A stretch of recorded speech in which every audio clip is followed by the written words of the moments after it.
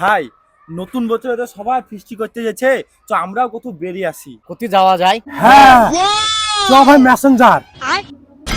তো মেসেঞ্জার তো মুসানজল। হ্যাঁ খরচা কত করে হবে?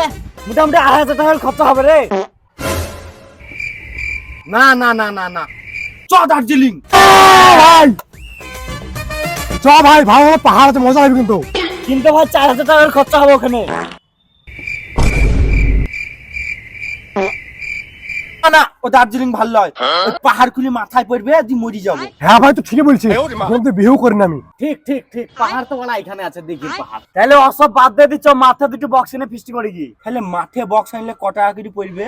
বক্স নিলে মনে হয় ৫০০ টাকা করে পড়বে। আর যদি বক্স না আনি তাহলে কত হবে? কি বক্স? দরকার হলে বাইকে খেয়ে আসবো, দিয়ে এসে মাঠে লাইসবো, তাও বক্স আনবো। হ্যাঁ মানে খাবার বাদ। হ্যাঁ, শুধু লাইসবো মানা।